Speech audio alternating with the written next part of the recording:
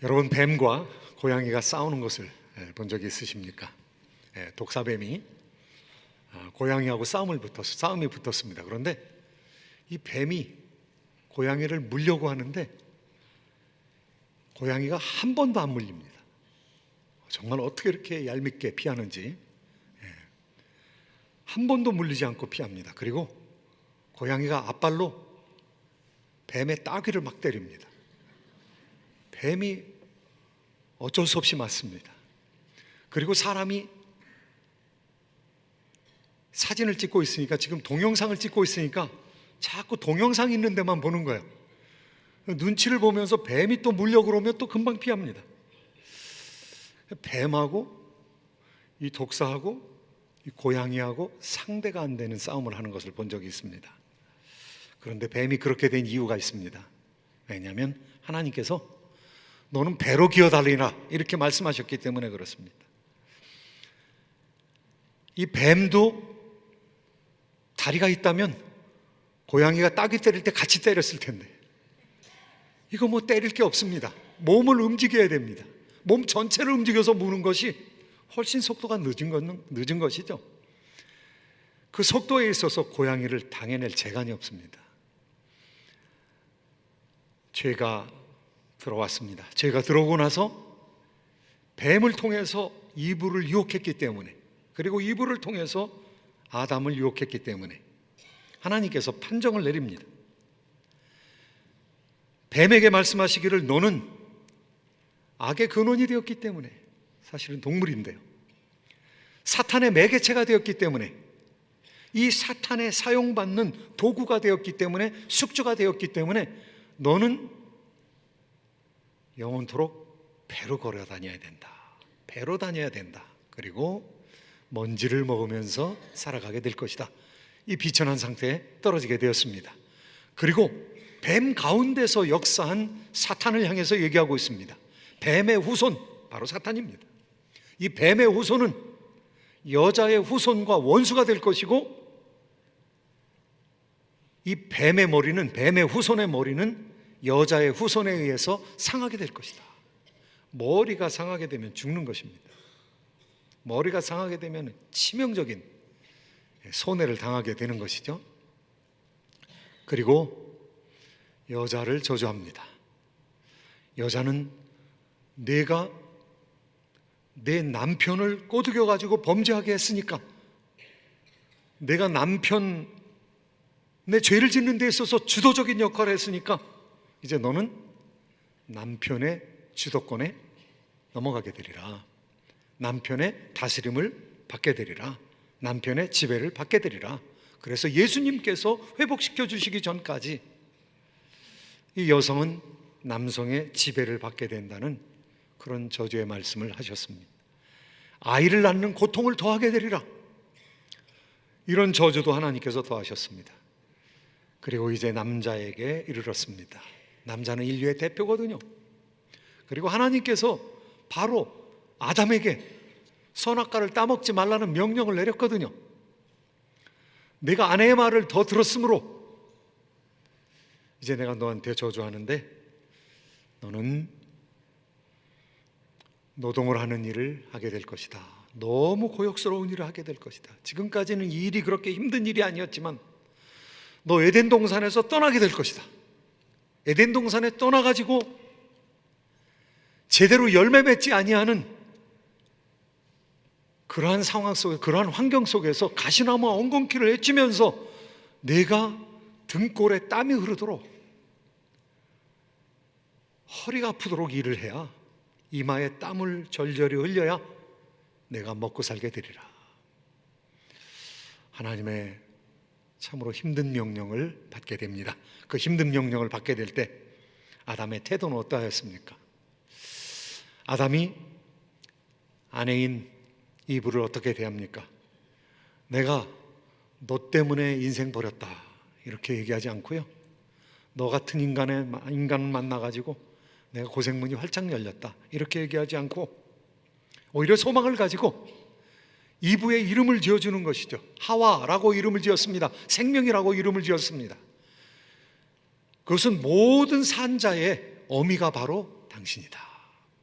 그리고 그 가운데서 여인의 후손 메시아가 올 거거든요. 여성을 통해서 모든 생명이 잉태하겠고 그 힘든 가운데서 내가 아이를 낳을 것이니 얼마나 힘들겠느냐. 그러나 너는 생명이다. 온 세상의 생명이 너로 인해서 생길 것이다. 이 말씀을 보면은요, 아담과 이브가 범죄하기 전에 아이를 낳은 적이 없다는 사실을 알 수가 있겠죠. 이제는 아이들이 다 나오는데 타락한 아이들이 나오게 된다는 것입니다. 그러나 생명이 있습니다. 그러나 소망이 있습니다.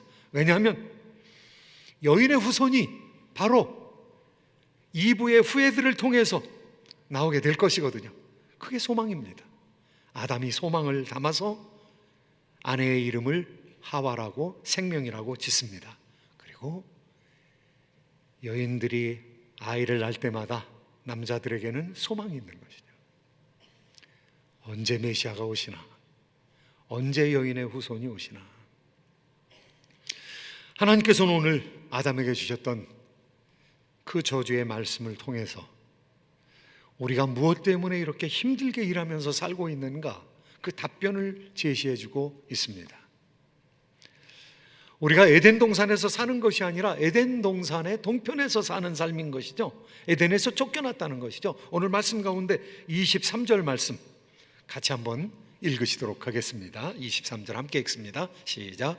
여호와 하나님이 에덴 동산에서 그를 내보내어 그의 근원이 된 땅을 갈게 하시니라. 에덴의 동편으로 쫓겨났습니다. 노 땅으로 쫓겨났습니다. 그리고 하나님께서 에덴에 이르는 길을 막아버리셨습니다. 에덴의 동쪽으로 쫓겨났는데요, 서쪽 편으로 가서 에덴 동산에 가서 그곳에서 생명나무 실과를 따먹었으면 좋겠는데, 그러면 영생하겠는데, 거기 불로초가 있는데, 진시황이 그렇게 찾았던 불로초가 거기 있는데, 천사들로 하여금 그 땅을 지키게 했습니다. 그리고 홍수가 나면서 그 에덴 동산의 터전은 전부 땅속으로 들어가 버리게 되었습니다.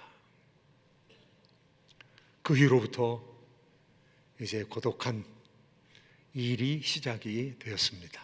그러나 그곳에 들어가지 못하는 것이, 생명나무 실과를 먹지 아니하는 것이 오히려 축복일 수 있습니다. 왜냐하면 사람은 이제 영생할 수가 없게 되었거든요.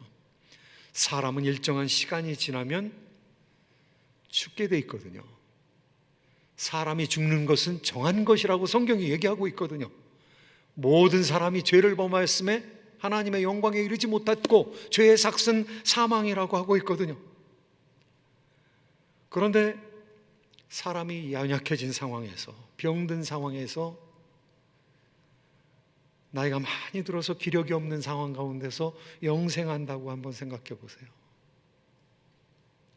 성경에서는요, 무병장수가 축복이라고 얘기하고 있습니다. 병이 들어서 고통스러운 상황에서 영생을 한다는 거, 우리가 장수하는 거 다 바라고 있지만은요, 병이 든 상황에서 1000년을 산다. 그래서 100년은 건강하게 살았는데 900년 동안은 병마에 시달리면서 항암 치료를 하면서 900년을 산다. 참 안타까운 일이죠. 오히려 하나님께서는 생명나무 실과이신 예수 그리스도의 말씀을 그 이후에 주심으로 말미암아, 생명나무이신 예수 그리스도를 만나게 하심으로 말미암아 죽음의 능력을 이기고 우리에게 부활의 새 생명을 허락해 주신 것이죠. 부활해서 우리가 새로운 육체로, 썩지 아니할 육체, 병들지 아니할 육체, 강한 육체를 가지고, 시공간을 초월하는 육체를 가지고 살아가는 것이 진정한 우리를 향한 축복인 것이죠. 이 세상에서 일은 노동으로 바뀌었습니다. 천국에서는요, 노동이 즐거움이었습니다. 왜냐하면 하나님의 창조를 그대로 느끼는, 그리고 연구하고 깨닫는 일이었기 때문에. 인간은 이 세상에 창조함을 받을 때부터 일했습니다. 일하는 존재로 창조함을 받았죠. 그래서 6일날 창조함을 받자마자 일하기 시작했는데요, 하나님의 영광을 바라보는 일이었습니다. 이름 짓는 일이었습니다. 호랑이를 보았을 것입니다. 표범을 보았을 것입니다. 얼룩말을 보았을 것입니다. 뱀을 보았을 것입니다. 앵무새를 보았을 것입니다. 하나님께서 만들어 놓으신 수많은 짐승들을 바라보면서, 우와, 하나님 놀랍다. 너는 와라고 하자. 하나님 창조해 놓으신 하나님의 디자인, 최고의 디자이너구나. 우리 하나님 최고의 창조자이구나. 우리 하나님 최고의 아이디어맨이구나. 짐승 하나하나를 볼 때마다 하나님 앞에 찬송하지 않을 수 없었던 것이죠. 일하면서 기뻐하고 즐거워했던 것이죠. 그래서 태초의 인간은 예배하는 존재입니다. 호모 아도란스, 예배하는 존재입니다. 그리고 하나님을 사랑하고 이웃을 사랑하도록 만들어진 존재입니다. 호모 아만스, 사랑하는 존재입니다. 그리고 일하는 것이 거의 놀이와 가깝습니다. 일하는 것이 너무 즐겁거든요. 그러니까 호모 루덴스입니다. 놀이하는 인간입니다. 그런데 큰일이 생겼습니다. 이제 가시나무와 엉겅퀴가 나기 시작했던 것이죠. 에덴의 동편으로 쫓겨나게 되었던 것이죠. 땅이 그 능력을 잃어버리기 시작했던 것이죠. 땅이 거역하기 시작했던 것이, 사람을 거역하기 시작했던 것이죠. 그래서 자라는 것들은 자풀이 훨씬 더 많이 자라고 병충해가 들어오는 그런 상황 가운데서 힘쓰고 애써야 먹고 살 수 있는 노동하는 인간이 된 것이죠. 일하는 존재가 노동하는 존재로, 이 일이라는 것이 고역이 되어버렸습니다. 땀을 흘려야 됐습니다. 오늘 본문 말씀 가운데서 땀을 흘려야 먹고 살게 되었다. 우리가 왜 고생을 하느냐? 하나님의 명령 아래에 있는 것입니다. 하나님께서 3장 17절 말씀에 명령하고 있습니다. 17절 말씀 한번 같이 읽겠습니다. 시작. 아담에게 이르시되 내가 내 아내의 말을 듣고 내가 내게 먹지 말라 한 나무의 열매를 먹었은즉 땅은 너로 말미암아 저주를 받고 너는 내 평생에 수고하여야 그 소산을 먹으리라. 수고하여야 그 소산을 먹으리라. 그런데 노동하는 것도 일하는 것도 괜찮습니다. 일하는 것을 통해서 생산을 하고 생산하는 것을 통해서 가족들을 먹여 살릴 수 있기 때문에 일하는 것이 기회죠. 이코노미라는 영어 단어는요, 오이코노미아라는 말에서 나왔습니다. 경제라는 말이죠. 그런데 오이코스라는 말은 가족이라는 뜻입니다. 패밀리. 노미아라는 말은요, 법이라는 뜻도 있지만은 관리라는, 매니지먼트라는 뜻이 있습니다. 그러니까 이 영어에서 이코노미는요, 이 가족을 잘 살려내는 그런 가족을 경영하는 것을 의미합니다. 가족을 먹여 살리기 위해서 내가 경영하는 것을 의미합니다. 이 동양에서 경제하면 경세재민이라는 말의 약자입니다. 그것은 세상을 잘 관리하고 나라를 관리하는 그런 아주 그 그림을 팔게 되었던 것이죠. 예술가가 그 작품을 인정받을 때에 그 자신의 노동을 통해서 다른 사람에게 봉사할 뿐만 아니라 자기가 엄청나게 개발이 되는 것이죠. 자기를 엄청나게 개발했던 이 미국을 세웠던 파운딩 파더 중에 한 사람이 있습니다. 건국의 아버지 가운데 한 사람이 있는데요. 여러분 돈을 보시면은요, 그 돈 1불짜리, 그 다음에 5불짜리, 10불짜리, 20불짜리, 50불짜리, 100불짜리. 제가 더 큰 거는 만져보질 못했습니다. 그런데 다 대통령의 얼굴이 들어가 있는데요, 두 사람이 대통령이 아닌 사람이 있습니다. 10불짜리에 들어가 있는 알렉산더 해밀턴, 그 사람은 건국의 아버지입니다. 아주 유명한 봉사자였어요. 유명한 일꾼이었습니다. 여러분 100불짜리 좋아하시죠? 그죠? 저도 좋아합니다. 한 5장만 가지고 다니면 좀 마음이 든든할 것 같습니다. 그런데 100불짜리 들어가 있는 얼굴이 있습니다. 누구입니까? 벤자민 프랭클린입니다. 이 사람도 대통령이 아니었던 사람입니다. 대통령이 아니면서도 100불짜리에 자기 얼굴을 집어넣었습니다. 엄청난 일꾼이었습니다. 헤비 워커였어요. 그는 청교도 사상을 받은 사람입니다. 그래서 자기가 번 것을 다 쓰는 것은 범죄라고 생각했던 사람입니다. 봉사하기 위해서 우리가 번다고 생각을 했고요, 부자가 되는 방법에 대해서 얘기를 했습니다. 너무 자주 이사가 다니면 안 된다고, 이사 다니면 새 환경에 적응하느라고 너무 힘드니까 3번 이사 다니는 것은 한 번 불나는 거하고 똑같다, 이렇게 얘기를 했습니다. 그리고 자기의 혼신을 다해서 자기를 개발해 나가야 되는데 노동을 통해서 개발할 수 있다고 생각을 했고요, 그리고 열심히 일했습니다. 미국의 우정국, 우편 제도를 현대화시킨 사람이 바로 벤자민 프랭클린입니다. 벤자민 프랭클린은 펜실베니아 대학교에다가 도서관을 처음으로 만들었던 사람입니다. 도서관을 체계적으로 만들어서 이 도서를 통해서 다른 사람에게 유익을 줄 수 있다고 생각했던 사람이죠. 정치가입니다.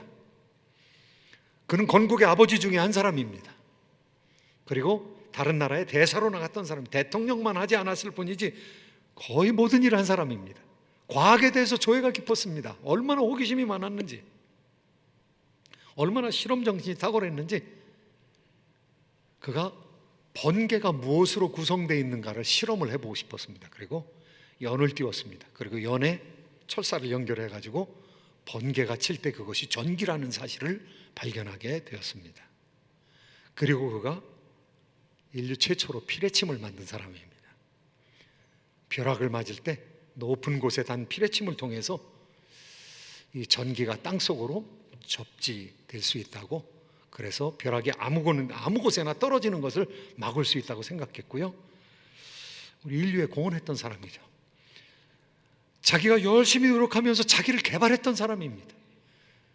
정치 지도자가 되게끔 만들었던, 그리고 대학에서 도서관을 만드는 지도자가, 그리고 과학적인 발견을 통해서 많은 사람에게 공헌했던 사람입니다. 그러니까 노동이라는 것은 단순한 고역이 아닙니다. 그것을 통해서 우리의 탤런트들이, 우리가 가지고 있는 재능들이 개발되게 되어 있는 것이죠. 하나님께서는 우리에게 일하라고 했습니다.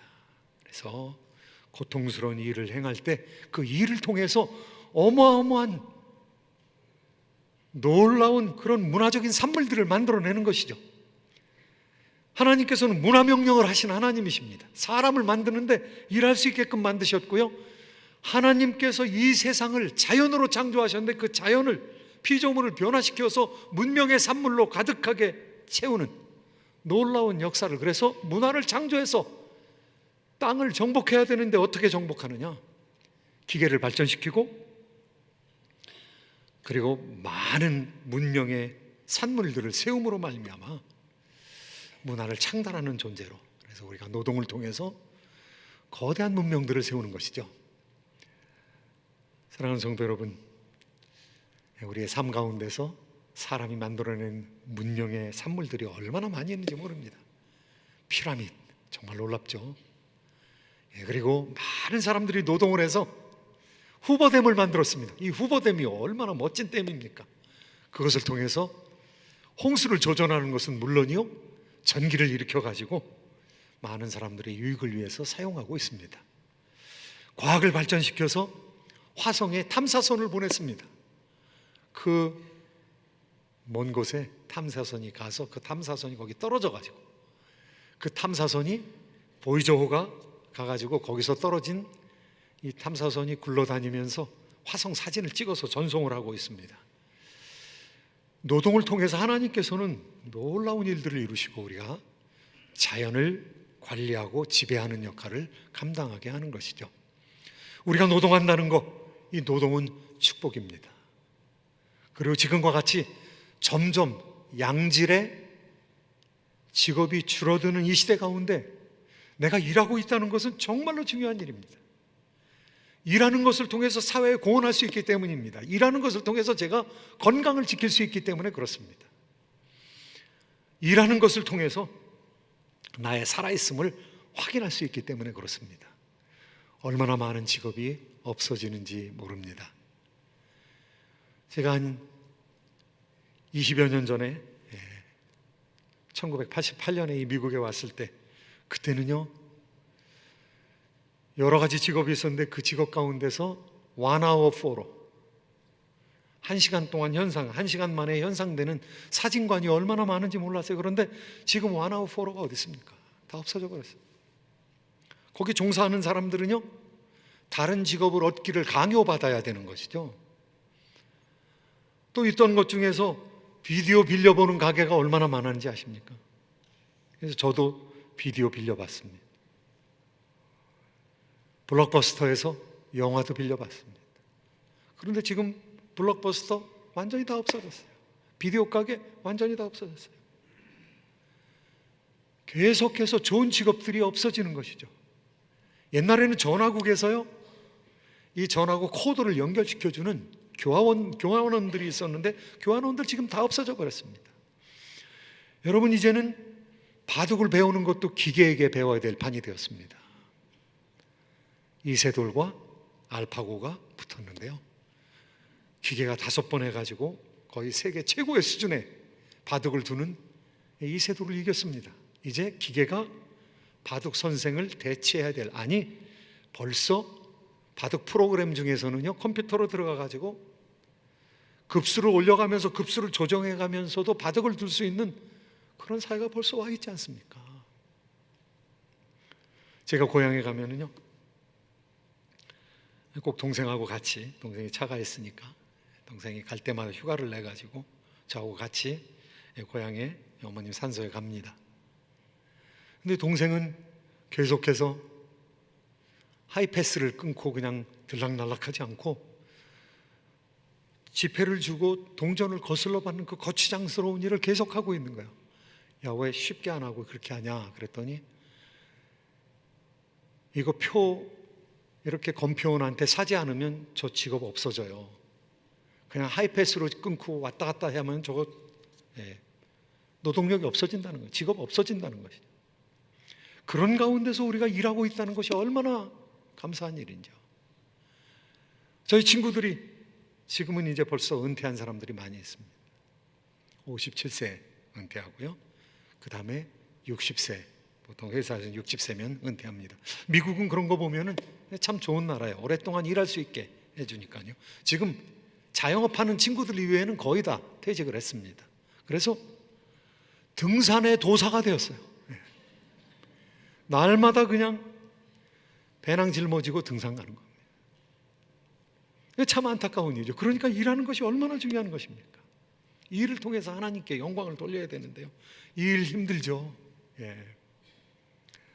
그런데 요즘 사람들이 어떻습니까? 한국에서는요, 대학 교수였던 사람도 일하기를 원합니다. 더 좀 오래 일하기를 원합니다. 저희 동생도 이제 나이가 어느 정도 되니까 이제는 명퇴할 그런 나이에 처하게 되었는데요, 명퇴하는 사람 3년 동안 붙들어 놓는 대신 자녀들을 향한 학자금은 주지 않는다. 그 다음에 임금이 점점 깎입니다. 임금 깎이면서도 하겠다는 거예요.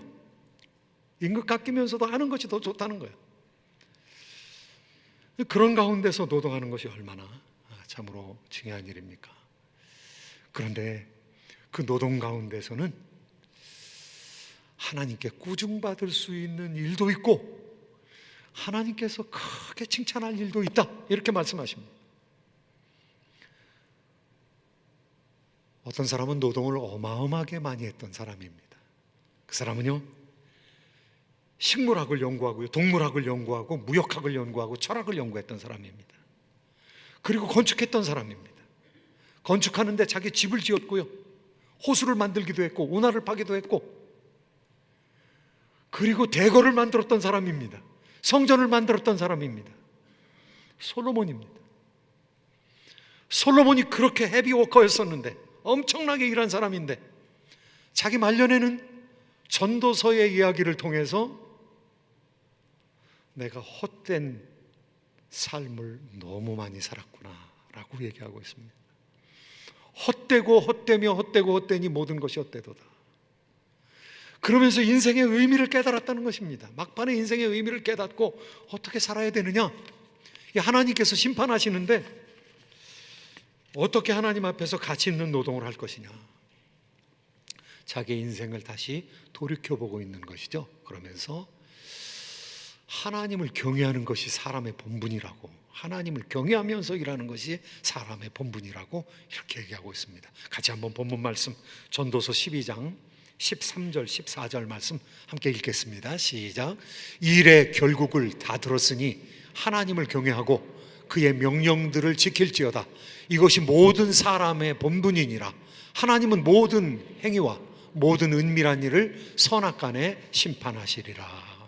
하나님께서 우리 일한 것에 대해서 심판하신다는 거예요. 은밀하게 행한 일까지도 심판하신다는 거예요. 모든 행위를 심판하신다는 거예요. 그렇다면 하나님 앞에 우리가 청직이라는 것이죠. 내가 일하고 싶어서 하고 말고 싶어서 말고 내 마음대로 하는 것이 아니라 하나님께서 우리의 노동한 것을 다루어 보신다는 것이죠. 저울에 달아본다는 것이죠. 그리고 하나님께서 판단하신다는 것이죠. 그건 허무한 일이었어. 그것은 의미 있는 일이었어. 하나님께서 판단하신다는 것이죠. 그런데 어떤 일 가운데서는 놀라운 하나님께서 영원토록 기억하실 일들이 있다는, 그런 일이 있다는 거야. 다니엘은 다니엘서 12장에서 그런 일들이 있다고. 다니엘도 헤비워커죠.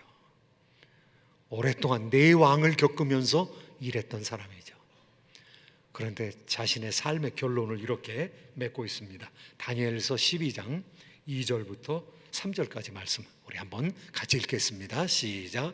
땅의 티끌 가운데서 자는 자 중에서 많은 사람이 깨어나 영생을 받는 자도 있겠고 수치를 당하여서 영원히 부끄러움을 당할 자도 있을 것이며 지혜 있는 자는 궁창에 빛과 같이 빛날 것이요 많은 사람을 옳은 대로 돌아오게 한 자는 별과 같이 영원토록 빛나리라.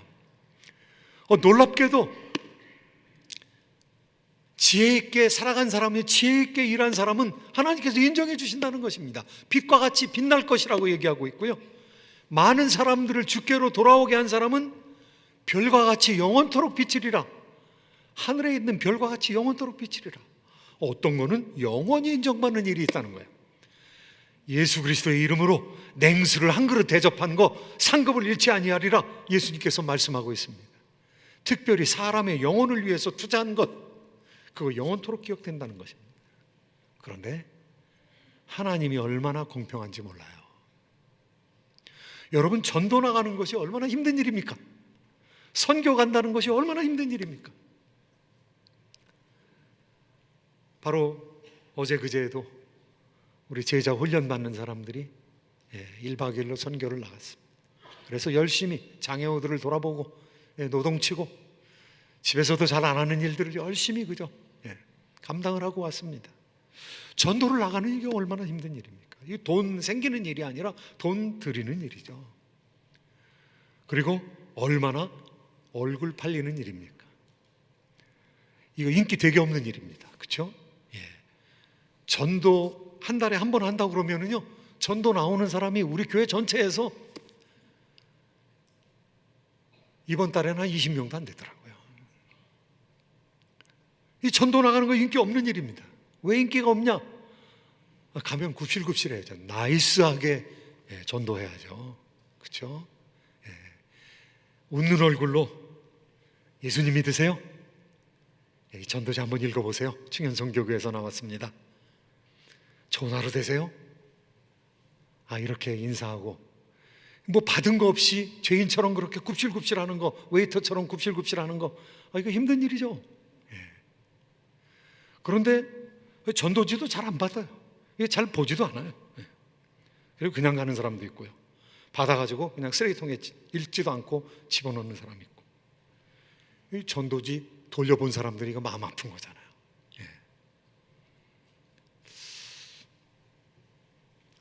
그런데 인기 없는 일인 줄 알았는데 하나님께서 영원토록 기억해 주시는 일이라는 거예요. 그러니까 하늘나라는 너무 공평한 거예요. 정말로 믿음 없으면 못하는 일, 그리고 어려움을 당한 만큼 하나님께서 영원토록 기억해 주시는 일, 본능적으로는 하기 힘든 일인데 성령 받아야 하는 일, 하나님의 결국은 은혜 받은 사람들이 할 수 있는 일, 하나님께서는 그런 일을 우리에게 시키시고, 그런 일의 대가가 누구냐 하면은요, 본능에 의해서 할 수 없는 일을 하신, 십자가를 지신 우리 그 주 예수님. 예수님 우리에게 복음 전해 주시기 위해서, 아니 자기가 복음이 되심으로 말미암아 십자가에 못 박혀 돌아가심으로 우리의 몫을 감당하시는 분이 되었던 것이죠. 저와 여러분, 참으로 하나님께서 우리를 하나님의 사역에 동참시키기 위해서 노동하라고, 일하라고, 특별히 거룩한 일을 하라고 말씀하고 있습니다. 여러 몫을 감당함으로 하나님의 즐거워하는 동역자가 되시기를 예수님의 이름으로 축복합니다. 기도하겠습니다.